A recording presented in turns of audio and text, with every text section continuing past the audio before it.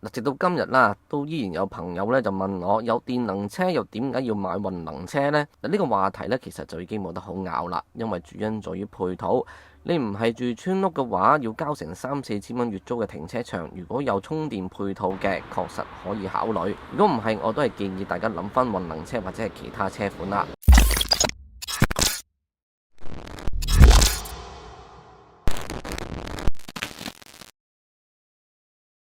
呢個 Ioniq 嘅 Electric 咧，其實佢喺操控上邊咧，其實同我哋之前試嘅 Kona 咧，其實係冇乜太大嘅分別嘅。最大嘅分別只係在於咧，因為咧 Ioniq 咧始終一部房車款啊，個重心冇咁高啦，咁所以咧喺我哋過彎嘅時候或者係操控表現嘅時候咧，其實呢件事我覺得咧就係順滑咗好多嘅，咁啊就唔會話有好多兩頭西嘅情況出現啦。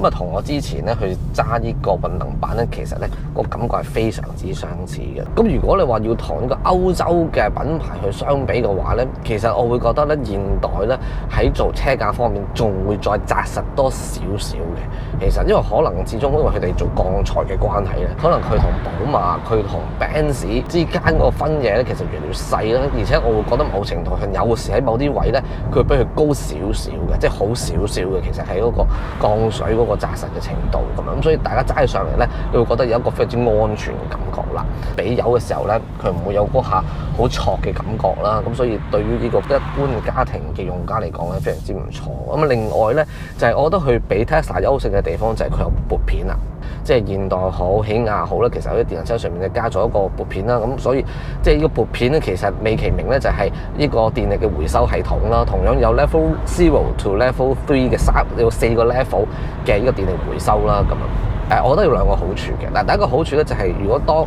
你係一個新手嘅啱啱揸呢個電能車嘅用家嚟講咧，咁呢一個嘅即係電力回收系統能夠可以俾到你咧，好 feel 到究竟電能車裏邊嗰個 power 咧喺唔同嘅 level 之間咧係有啲乜嘢嘅力度咧去爆發嘅，咁令到你可以更加好適應啦。咁但係對於我哋呢一啲咧揸慣呢個電能車揸咗好多次電能車嚟講咧，咁呢個就可以好好玩啦。其實就咁，因為可以喺某程度上咧可以玩呢個撥片拖波啊咁樣。咁大家可能會問啦，喂，咁啊其實佢同呢個混能版啦，咁喺呢個行車上邊啊嘅避震啊、舒適度啊、寧靜啊嗰方面咧，隔音啊，咁有冇啲乜嘢嘅分別咧？其實就咁喺呢個隔音方面咧，其實咧因為始終都係電能車嘅關係啦，咁所以佢真係靜好多嘅。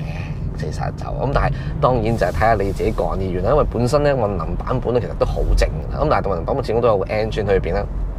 所以亦都有轉數喺裏邊啦，所以你會聽到一啲轉數聲嘅 engine 聲啊咁啊。咁但係呢一部咧完全係冇啦，譬如我而家咁樣揸啦，好靜啦，非常之靜啦。咁有時即係聽到少少嘅風切聲啦，咁但係佢抑壓得咧算係非常之唔錯啦。嗱，呢部車咧充滿電之後咧，能夠可以最遠嘅續航咧就係311公里啦。咁喺日常嘅應用嚟講咧，其實係非常非常之夠用啦。咁而家呢個電能車咧，其實電池技術方面咧就進步咗好多噶啦。嗱，呢部嘅 Electric 咧，其實佢用咗咧就水冷，而唔係以前嘅風冷啦。咁啊，所以大家咧喺份頭上面咧就會見到咧佢有一個得意嘅設計嘅，就係咧喺份頭上邊佢左右咧兩個好似窟窿仔嘅物體嘅。咁呢部車咧一旦咧去到一個即係一個速度啦嚇，一個比較高嘅速度之後咧，其實咧嗰兩個窿仔就會打開佢，咁咧就會吸啲生風入嚟嘅。好，咁另外啦，咁佢同混能車一樣啦，咁啊有齊晒成個主動式安全設備嘅啦，個 Smart Sense 咧喺晒度噶啦，俾晒你噶啦咁樣，咁啊所以大家都會知道咧，其實我係一個好中意呢個主動式安全設備嘅人啦，咁所以一對我嚟講咧，佢有齊佢將個 Smart Sense 擺入去嚟，即係全套咧，就對我嚟講係加分咗唔少嘅咁。嗱，嚟到呢個內籠咧，整個佈局咧就同我哋之前試嘅混能版本咧係非常非常之相似啦，依然都有陣都比較過癮嘅科技嘅味道。咁尤其佢成個嘅儀表板啦嚇，咁呢個就唔再提啦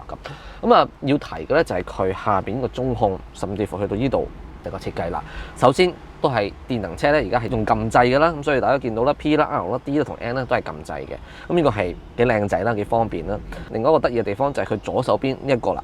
嗱，好多時咧，我哋之前咧去玩呢個無線手機充電咧，都係咁樣平放嘅啫嘛。佢就唔係嘅，佢就變咗打直放，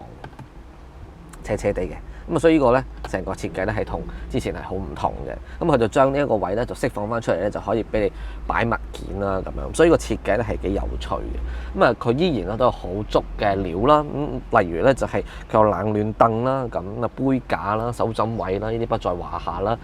咁啊，佢呢個成個嘅中控屏幕咧，其實有一個最大嘅賣點就係個 EV Mode 啦。個 EV Mode 咧咁啊，當然可以俾佢睇翻晒咧成個電池啦嘅充電啊嘅時間啊、容量啊咁樣啦，即係仲有幾多嘅電池容量啊咁。咁啊，另外一個咧得意嘅地方就係佢有個 Eco Driving 嘅，咁有個 CO2 即係二氧化碳嘅釋放排放量嘅。你每次揸都唔同嘅，譬如今次我頭先啱啱試完車揸咧，佢排放量咧就跌到咧8.6公斤啊咁樣，我揸咗57公里啊咁樣。咁啊，所以呢啲咧就係你會見到佢可以幫你點樣改善到嗰個環境。嗱，佢個後座嘅空間咧，咁同混能版一樣啦，咁啊都係即係尚算寬敞啦，咁但係就唔好話有好大嘅 expectation，就係咧佢個腿部空間有非常之廣闊嘅空間啦。咁其實係剛剛好嘅，即係個房車嘅設計嚟嘅啫。咁啊，個加分位就係有一個冷氣嘅出風口啦。咁啊，而且咧佢乘坐感係舒適嘅，所以即係佢個皮革嘅物料咧，就如果可以再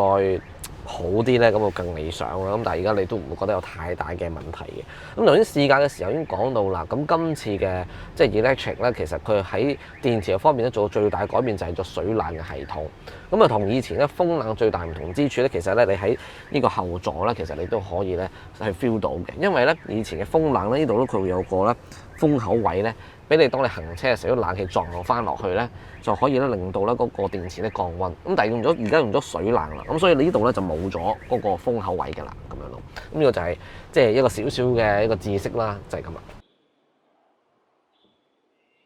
咁啊嚟到尾箱啦，咁呢個尾箱其實都好多嘢可以講嘅。咁啊，除咗佢個空間唔錯之外咧，嗱首先咧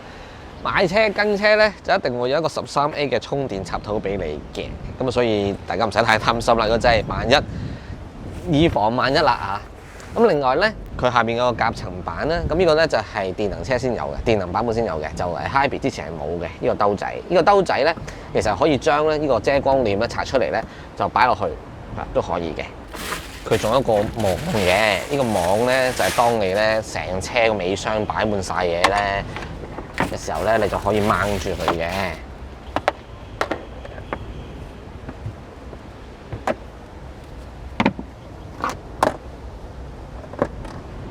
咁啊，另外啦，所有兩邊都有個小嘅膠兜仔，可以俾你擺嘢嘅。右手邊呢一個咩都冇嘅，絨毛面嚟嘅，絨毛面嚟嘅膠兜仔，好俾你擺乾貨嘅啫，要小心，唔好擺濕嘅嘢上去。嗱，想擺濕嘅嘢上去咧，呢度仲有個膠兜仔，塑膠物料嚟嘅，就可以俾你擺一啲濕嘅嘢啦。嗱，今日咧嘅試車就試到呢一度，唔知道大家又有啲乜嘢睇法，不妨一齊討論一下。最後啦，如果覺得呢條片能夠幫到你手嘅話，請俾個 like 或者 share 俾朋友，同埋幫手睇下廣告。經營困難啊，睇埋廣告支持下泊車男嘅營運開支。我哋下一條片再見啦。